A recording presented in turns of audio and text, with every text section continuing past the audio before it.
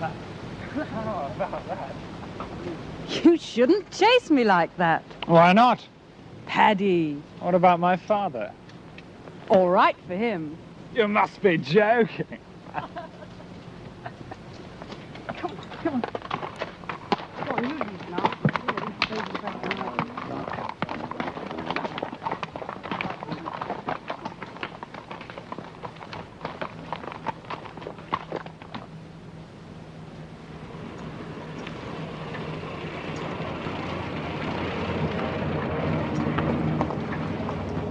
Good morning, Mr. Fawcett. Morning, Mrs. Braddon. Is this Miss Nielsen? Yes. You're a very lucky young man. May I offer you my congratulations? On what, Mrs. Braddon? I read about it in the Gazette. But it didn't say when, Mr. Fawcett. No. But thank you, Mrs. Braddon. Bless you.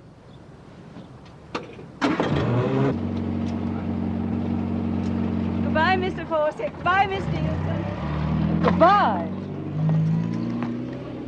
Come on.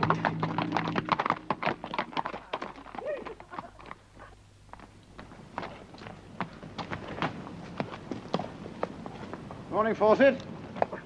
Morning. Come.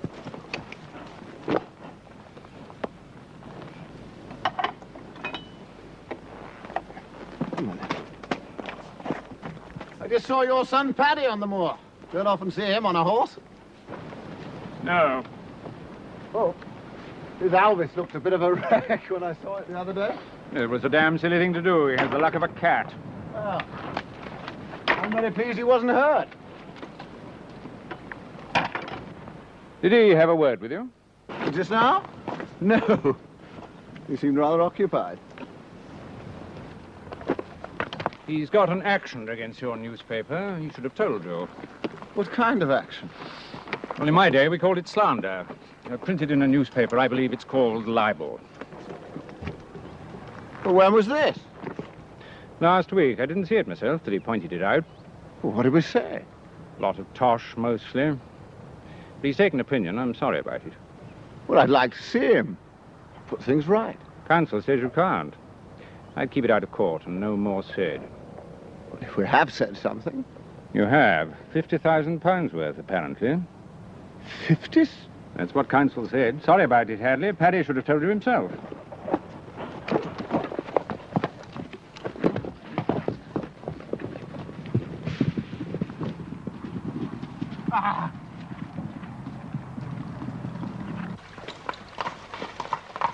Isn't it a beautiful spot, Mom? It didn't say when, Mr. Fawcett. She read it in the Gazette.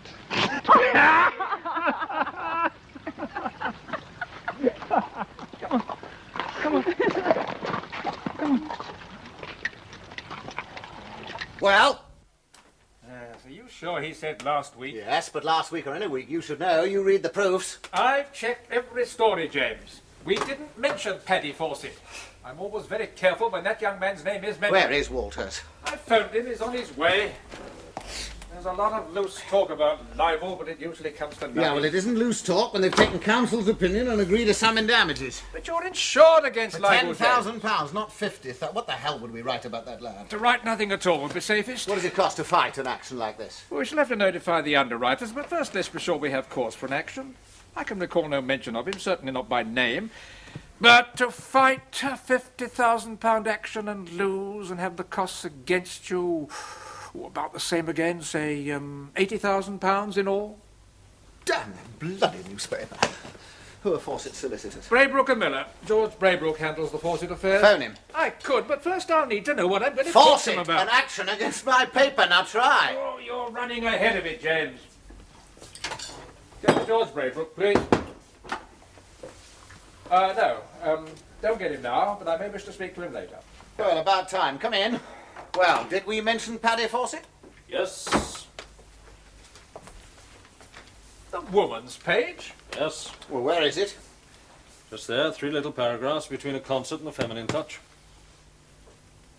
Well, did you read this in the proofs? I don't usually look for libel among the week's recipes, James. No, I don't recall reading it. Well, is it libelous? I shouldn't have thought so. Forecasting a marriage, this can be dangerous ground, but it's only if it's wrong and not worth 50,000. All right, then, let's take it bit by bit, and I want your opinion, precisely. Now then, the first paragraph. This week's chit-chat among the many friends of Paddy's in inverted commas. Why? His full name is Richard Douglas Fawcett. His friends call him Paddy. It's usual to put it in quotes. Here, you read it. This week's chit-chat. Among the many friends of Paddy Fawcett, it is said that he may be about to settle down and choose a house in the country. The family have 2 dower houses from which he can choose, and the only problem seems to be which one.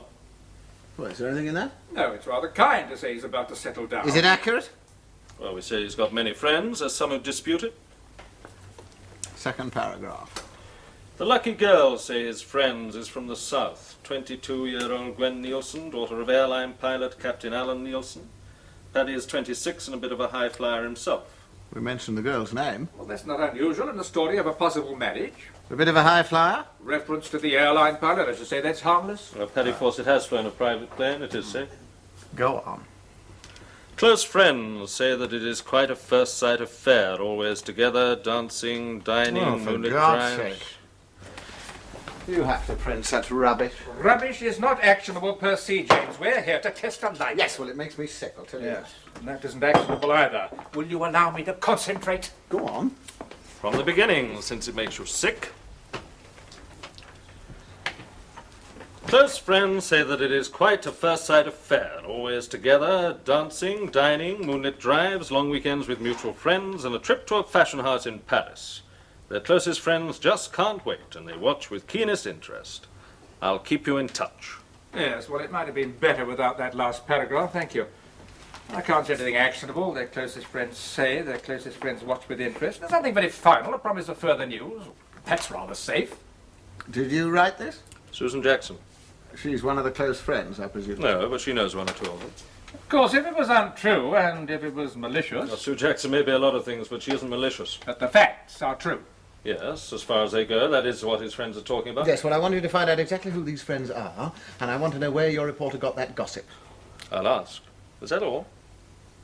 For the moment, yes.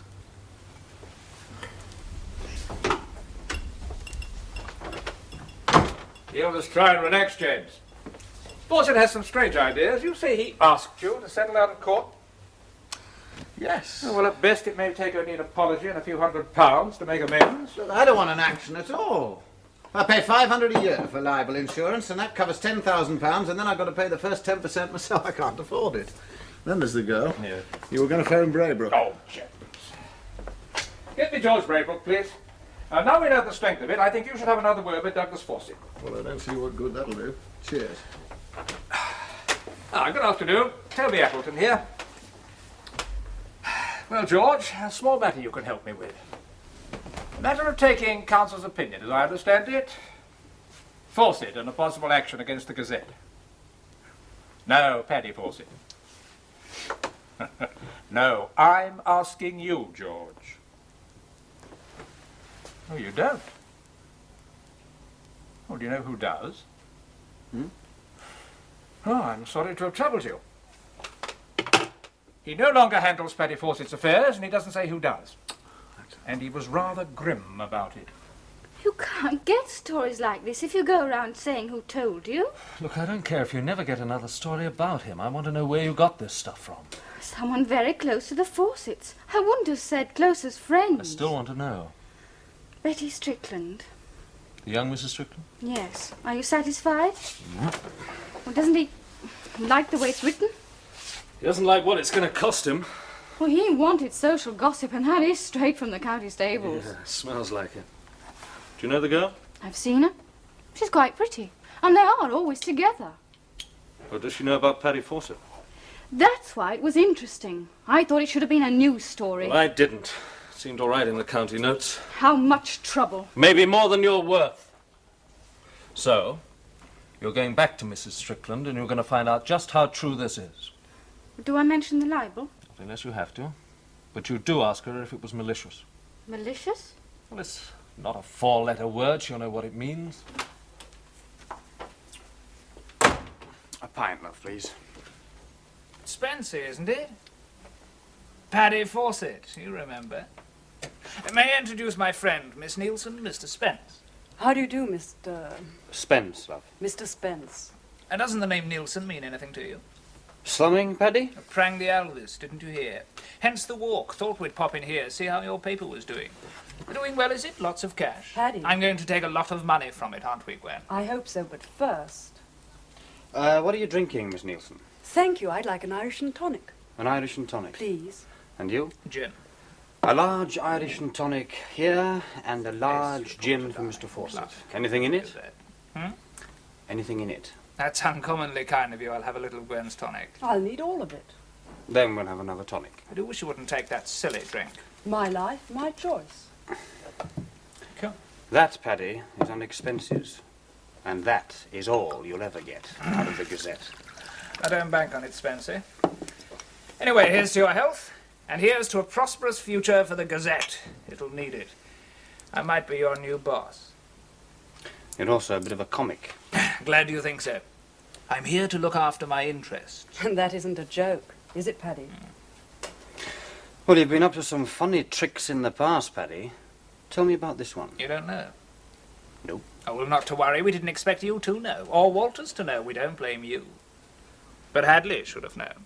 He can't crawl out of it. He's going to have to pay until it hurts. And since he's paying for this, we'll drink to his misfortune. Phone call for Mr. Oh, I bet this is it. Excuse me, will you?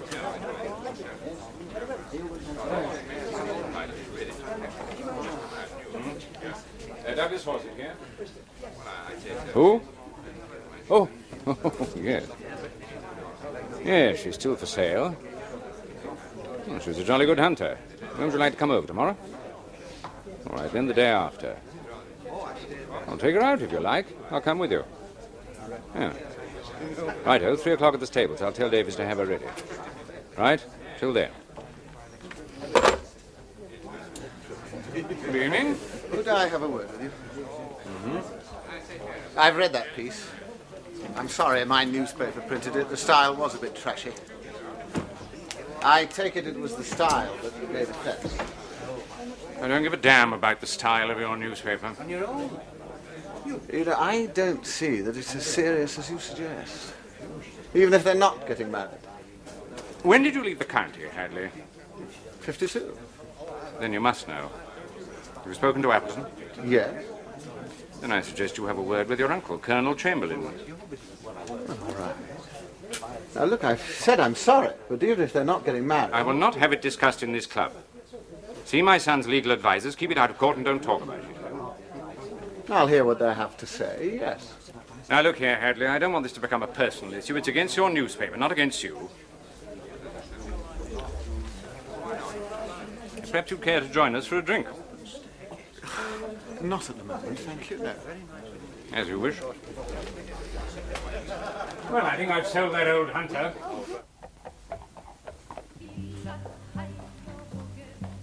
Marvellous, what are they? These, my dear, are mint juleps. I learned to do them in the States. Like it? Now then, tell me what it's all about. It's the story you gave me about Paddy Fawcett. Oh, I've read it, my dear, and it's all true. I thought you wrote it very well. Wrote what you said. You are, darling, and I told you. And every word is gospel. There's been a bit of trouble about it. Oh? Douglas Fawcett has been on to my proprietor. Oh, that won't be the first time Douglas has had to get Paddy out of trouble. But you said this was serious, that they were like this. So they are. Do sit down, Susan, dear. Well, did I get anything wrong? Always together, dining and dancing. But of course. Long drives in the moonlight. Certainly. Weekends with friends. Causing quite a lot of talk. Well, the trip to Paris. A weekend, no less, and a week at Monte. But I thought that might have been going a bit too far. And are they going to be married? Ah, well, that is the $1,000 question. That's exactly what all their closest friends are wondering. God forbid, but I am one of the closest. I've got something to show you, Susan. Oh, hell, where has she put it? Don't you find Italian servants maddening? Very good in restaurants, of course, but... Ah, here we are. Now then, I think we should find it somewhere together. Let's see. I think I put it somewhere in here. Oh, yes, there we are. Now take a look at that. You couldn't get much closer than that, could you? Can I take this? Yes. Yes, you can keep it. And if anyone says you're wrong, well, you can show them, can't you? But are they going to be married? Oh, I shouldn't think so. But what about choosing a house, the dower house? Well, you didn't say marriage, my dear. Oh, did you? Well, I was to ask you, could this be in any way malicious?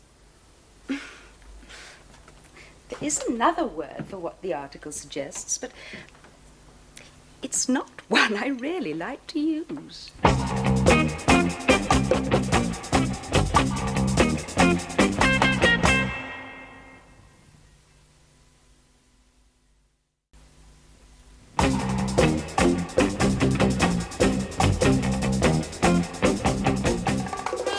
Worse than malicious?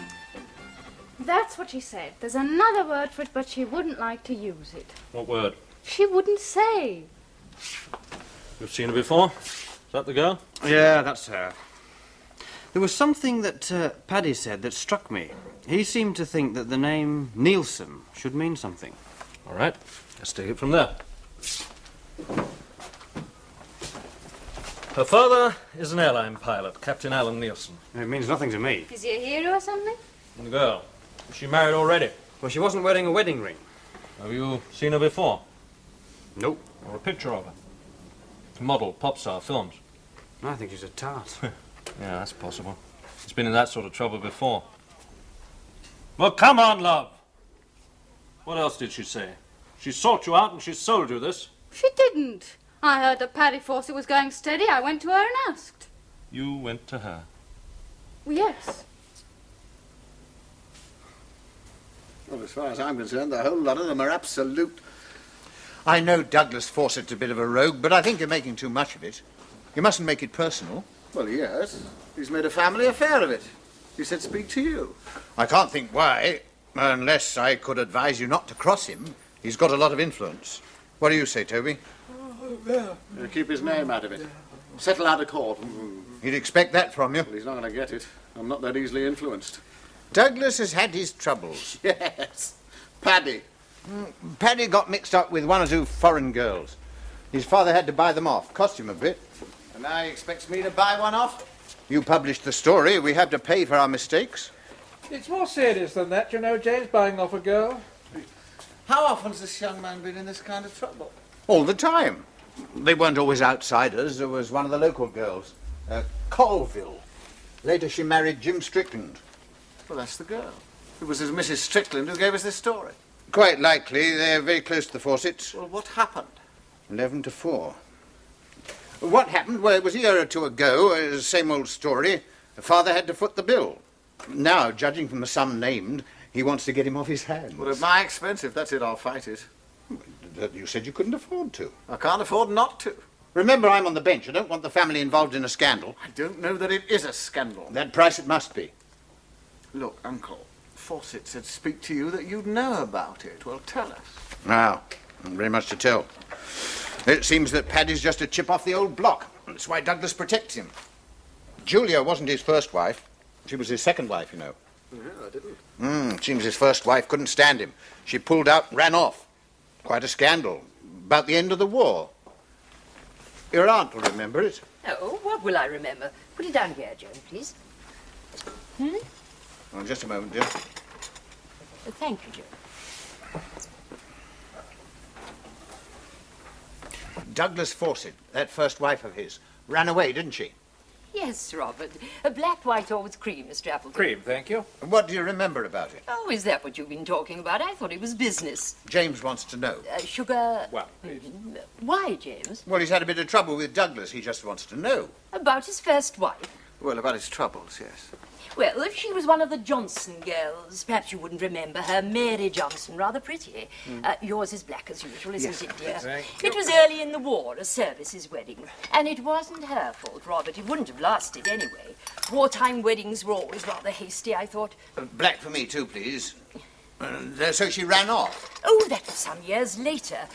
Paddy was born in 1943, I think. She didn't leave him till the end of the war. When Douglas came back, he had a bit of a roving eye. There was a row, and she left him. Ha ha, it's not what I heard. Perhaps not. Well, coffee, please, dear. You know coffee upsets you at night, Robert. There were some end-of-the-war parties held over at Foxley, young officers waiting to be demobilized. Douglas had been very unkind to her, and she used to help over there.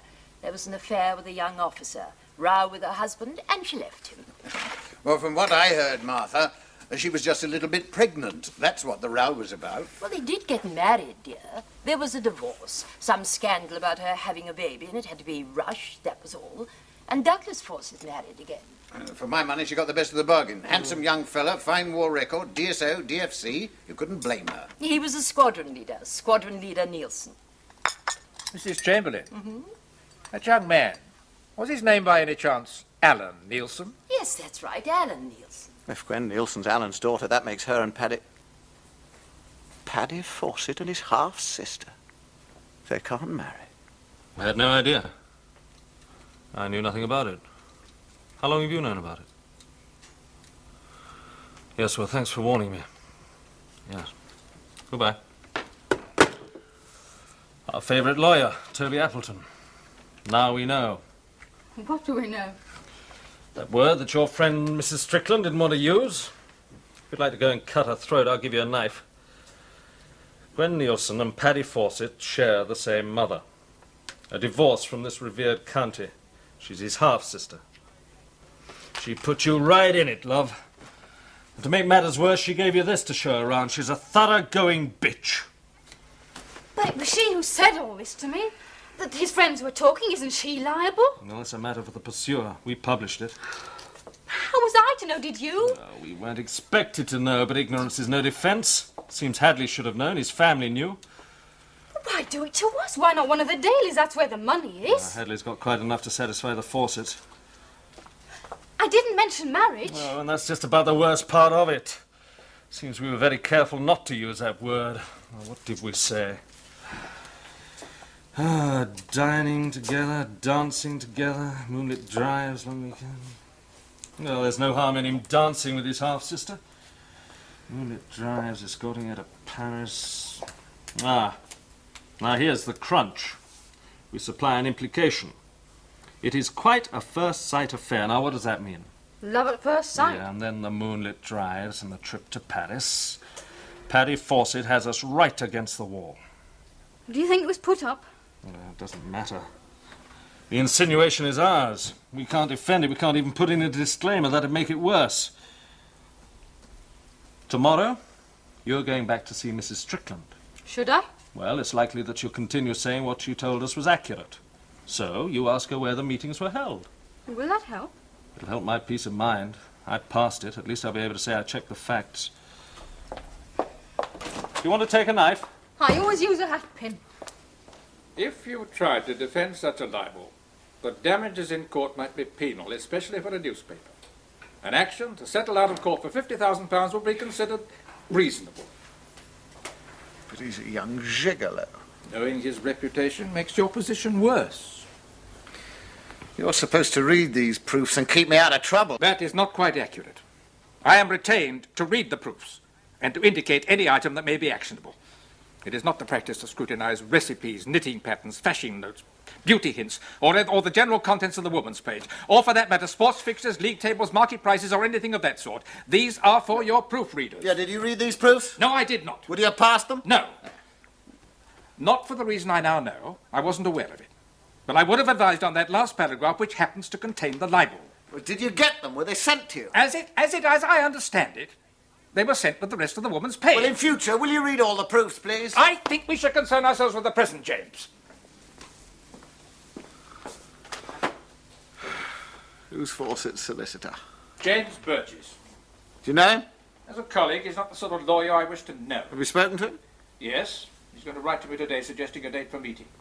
He's going on the lines that you will make a suitable settlement, and his client will not proceed with the action. What kind of settlement? On counsel's advice, and as Douglas Fawcett said, not less than 50,000. Look, that's ridiculous. But not unfair in the circumstances. Paddy Fawcett is a young man, of good family, with his life before him. Douglas Fawcett is a rather shrewd man who wants to see his son set up out of his way with money of his own. Yes, well, not my money. I can't afford it. Unfortunately, you can, James, and the Fawcetts know it. Look, can we make the newspaper a separate company from the estate? Yes, but not now, not in time. No, the action is against you personally as owner and publisher. Well, isn't my...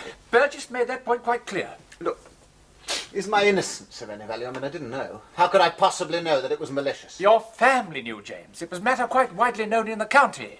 It may even have been reported in the Gazette of that date. And also, you were living in the county at that time. You said you didn't leave till 52. Douglas Fawcett questioned you on that point.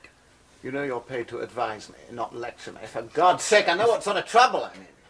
3 stupid, badly written paragraphs and everything comes crashing down. You won't be ruined, James. How much are your engineering shares worth? Well, at today's price, about £20,000 at the outside. It doesn't even begin. Can we fight it? Yes, but if you did, you'd have costs. Possibly costs for both sides. I could lose this newspaper.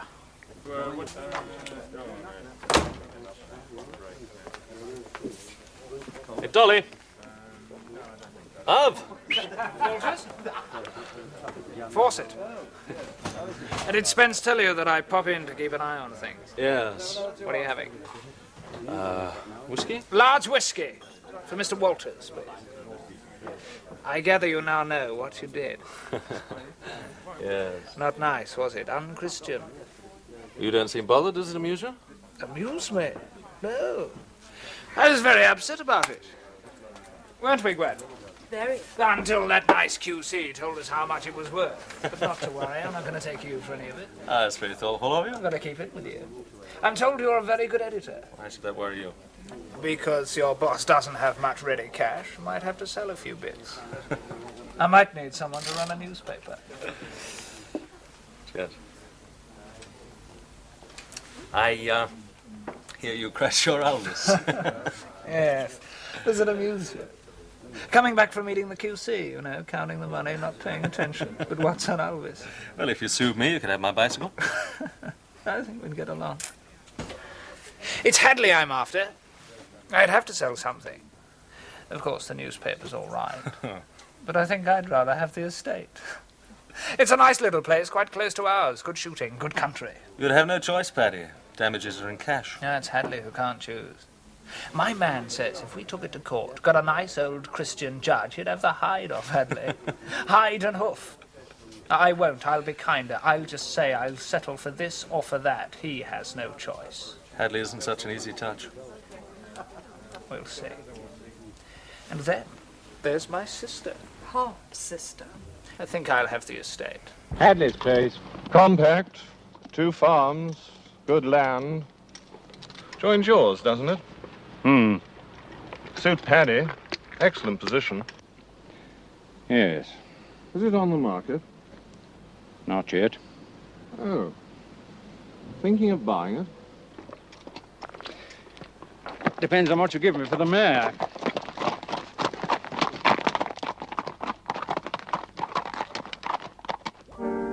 I gave you a photograph. Photographs don't lie. That one did. But I said nothing about marriage. No. I said he had a girlfriend, and he has. I said he was thinking of settling down, and he is. Choosing a dower house. Or an estate. It was you who called her the lucky girl. I'm told you had a bit of trouble with Paddy Fawcett. Oh, Paddy Fawcett is trouble. Most enjoyable trouble. But you... Well, you and he... We were engaged. And now, we are very good friends. My editor wants to know if your story is accurate. You said they spent weekends together. Oh, there's the still trouble. Yes. You said with mutual friends. Is it important? I want to know if that's true. Where? Well, here. You see, my dear, I do know. Where else? Oh, with Douglas. Of course, that would be very sedate. And what is that supposed to mean? Oh, nothing. Nothing at all. What should it mean? Just high spirits and brotherly love. What else? They're very fond of each other. That's not what you told me. What did I tell you? You were telling me about the places they went to. I was. Maybe they have no mutual friends other than yourself. Oh, but they have. Yes? Scattered all over the continent. I say, that's nice. Where they spent weekends. Paris, Monte, Rome. And here. Is any of this true? So far, all you've told me is uncheckable. I just have to take your good word in good faith. And I don't believe you have any faith. Oh, Susan, that does sound serious. What do you mean? Is Paddy very angry? He is very pleased, and I think you know why. But I haven't caused any trouble. Like hell you have. You've put me right in it. If you've been making this up, I can hot it up for you. Look, there are plenty of witnesses to prove that I haven't been making it all up. Paddy and Gwen have been larking around for ages. Name one witness, one place where they've been together. The Royal at Foxley. When? Earlier this year. The night before the Hunt Ball.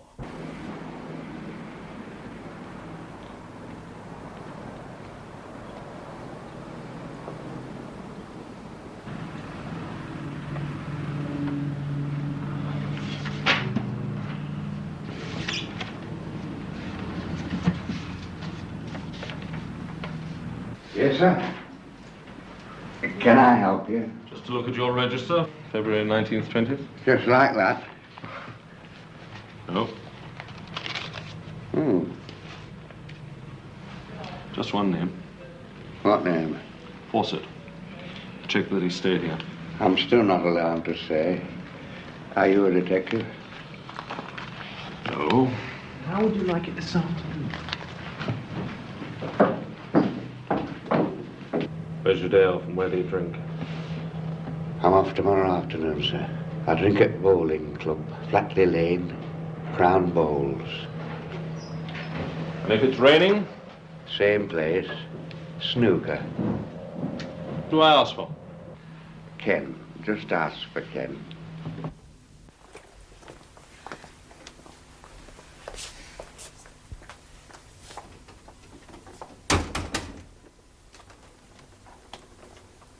I wonder when you come and see us. It's no pleasure. So far, I've been getting everything second-hand. Who from? Appleton. Appleton is my legal advisor. That's not second-hand. Well, I'd rather hear it from you. All right, then. You will hear it from me. You knew, didn't you, that Appleton doesn't read the woman's page? I don't know what he reads. I sent it to him. Why did you use this story? On instructions from you. You say it gives tone to the paper. Interests people in the best houses. Well, this story came from one of the best of houses, the young Mrs. Strickland. Friend of Paddy Fawcett's. You can't get much higher than that. Why use this one? Thought it had local interest. Then why didn't you put it on a news page? Why did you put it in an item that I don't read, that Appleton doesn't read? Look, if you think there's a vendetta against you, you may well be right, but it is not in this office. Then why didn't you put it openly on a news page? I didn't think it worth the space. How carefully did you read it? I read it. And then you tucked it away. I'm told they're after my newspaper. You're in one action already. Don't talk yourself into another. Did you come here to argue or to sort this out? This can't be sorted out. Most things on a paper can be. Yes, well, not this one. Well, since you're accusing me, would you please tell me what is happening? I'm being summoned to a meeting of Fawcett's solicitor. I'm told there's to be no quarter, and I shall have to pay. And I'm told they are after the newspaper. He told me he isn't. Have you been seeing Fawcett? I have seen Will him, you yes. keep away from him, please? Don't you want to know what he said? I want to know why you've been seeing him. He comes into the pub. He told Spence he was after your paper, then he sorted me out and told me he isn't. He said he was much more interested in your estate. I don't think the case is quite as strong as that. We can put up some sort of defence. Such as? Well, we published in good faith. That's no defence in this case, and you know it. The story was given to us by a friend of the Fawcetts. And she gave us this photograph to convince us. An innocent family friendship, and you had to blow it into something more. You must be off your head. I have one other line that might be a bargaining point. I'm seeing a porter Look, tomorrow will you night. keep out of this? Neither you nor any of your staff are to see Fawcett or anyone connected with this case. You're to leave it alone. You're to leave it to Appleton. You will not spread this libel any further. Well, is there anything I can do? Well, do you happen to have £50,000 lying spare? What are you going to do? I'm going to hang on to this bloody paper.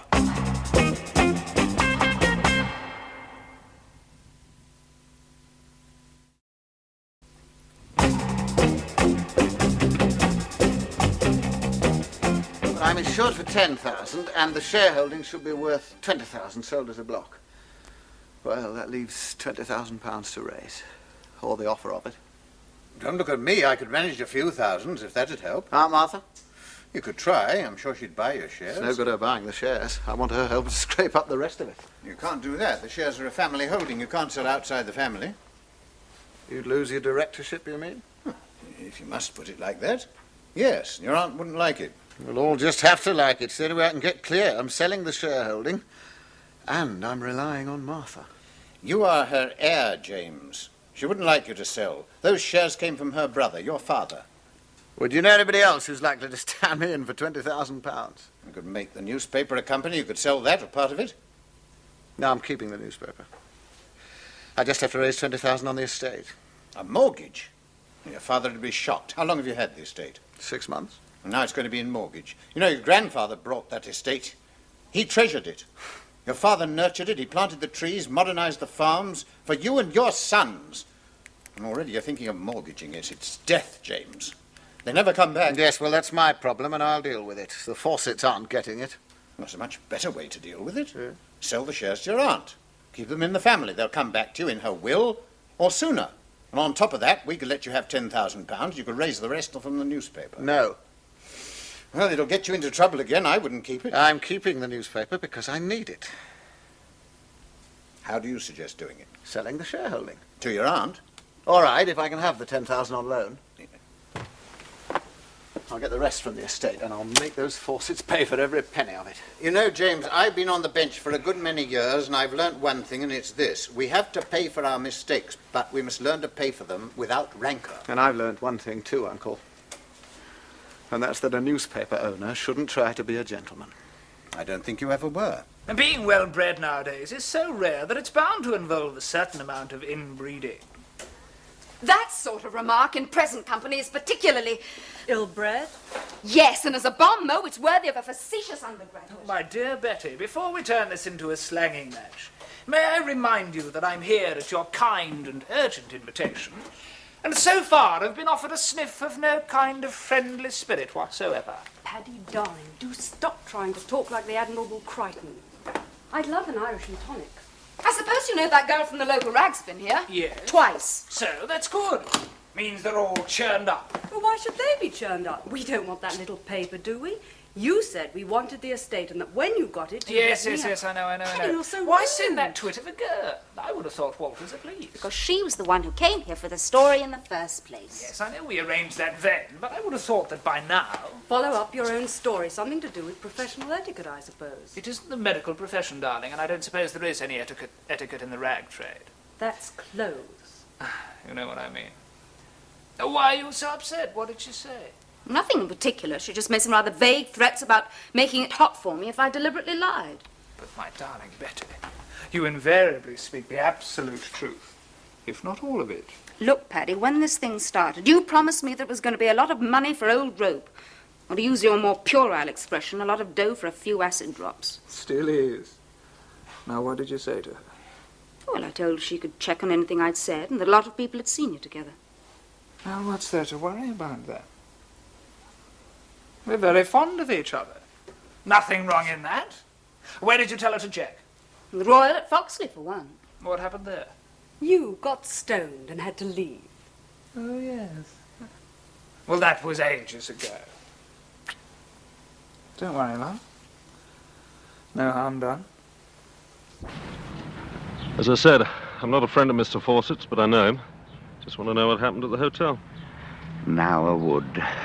Inquiry agent, something like that. Something like that. What was the trouble? Oh, well, it wasn't much, really. It's the governor, you know. He's a bit stuffy. Likes to think he's running a family hotel. Your second would.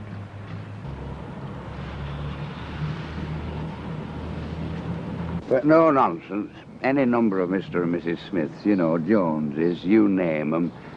But no nonsense.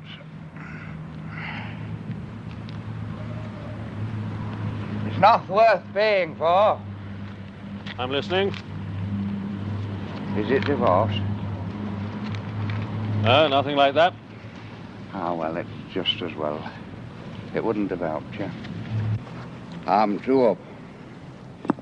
They booked in quite early, about 6 o'clock.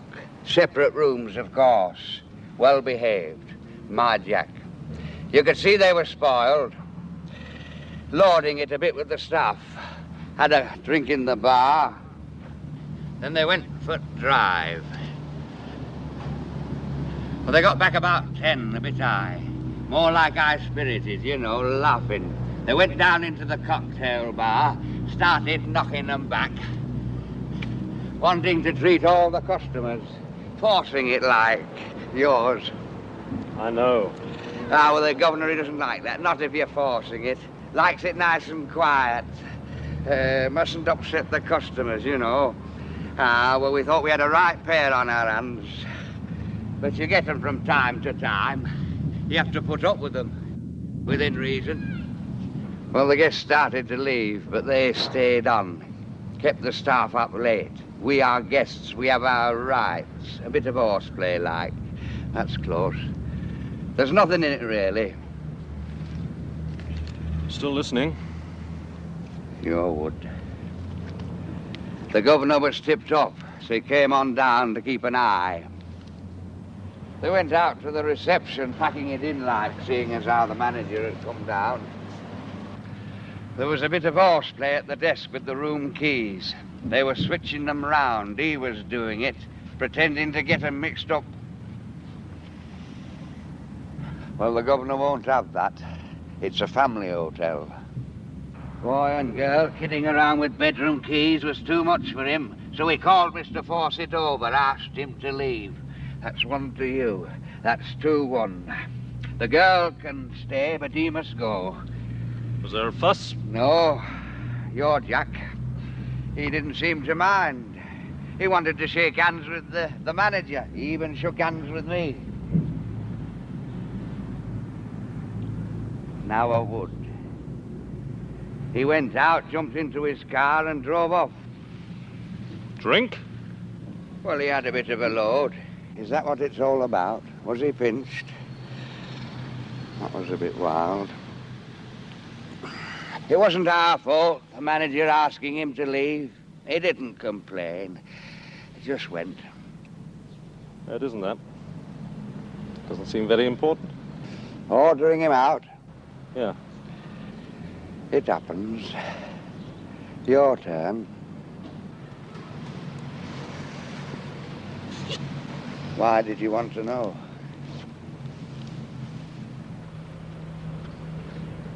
I wanted a statement that he was asked to leave. For a court? No, nothing to do with the court. Well, if you want someone to say he was asked to leave, the governor will do that. He's very keen on it being a family hotel. He'll say it out loud, and you don't have to pay for it.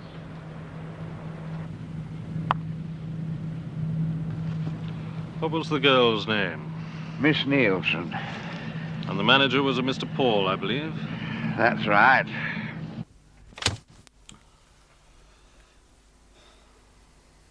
I haven't much time. I'm meeting the solicitors in half an hour. Don't you want any help?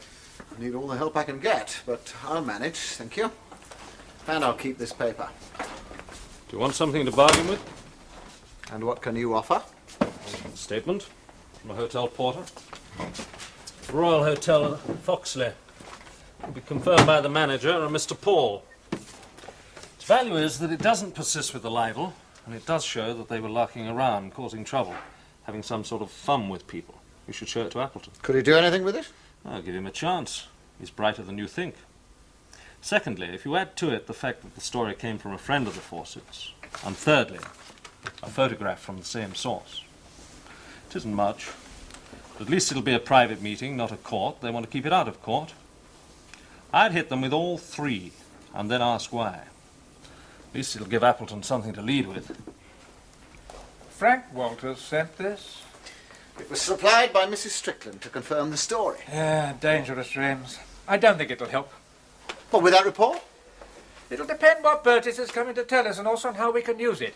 But not a statement by a porter. That's dangerous too. Well, the manager of the hotel's going to supply a statement too if you want it. Yes. Get me Mr. Walters, please.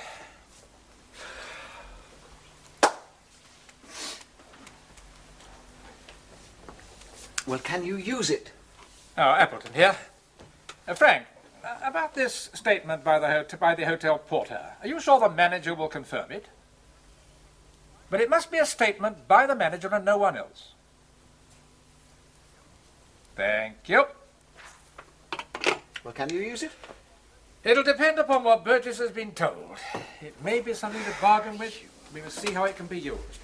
If Walters knows what it... Hello? Oh, ask him to come in, please. Pity. We needed a little more time. Now, just you take it quietly, James.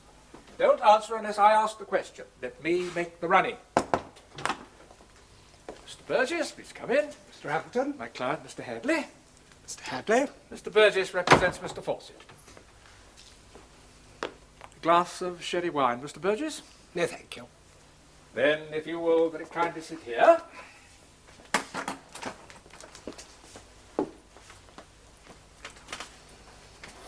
You have the papers? Yes, they're all prepared. Thank you.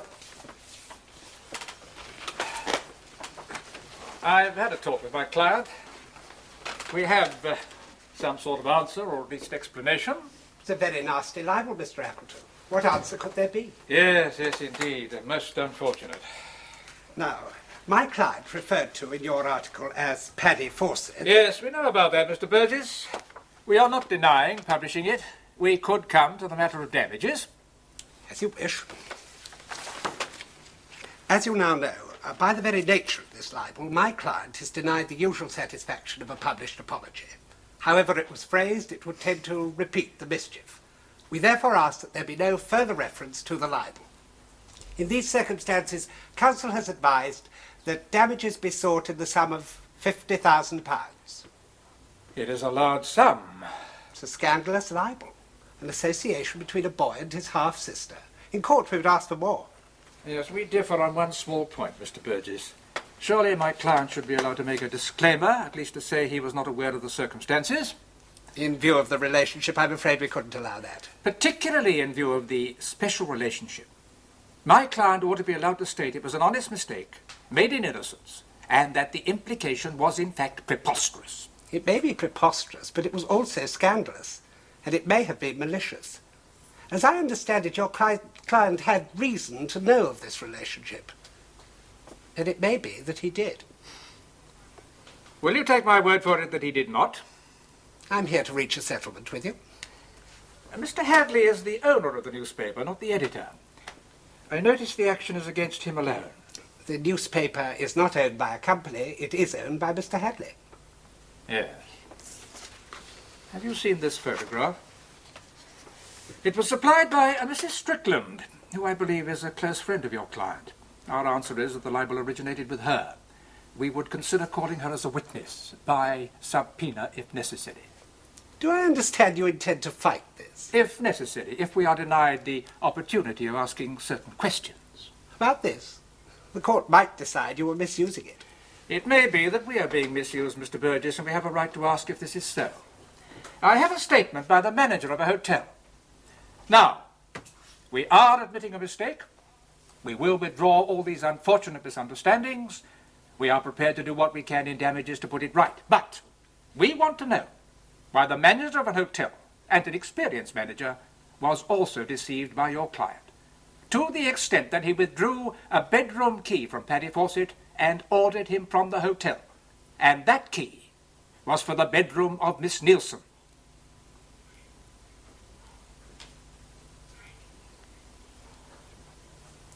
Are you persisting in this libel?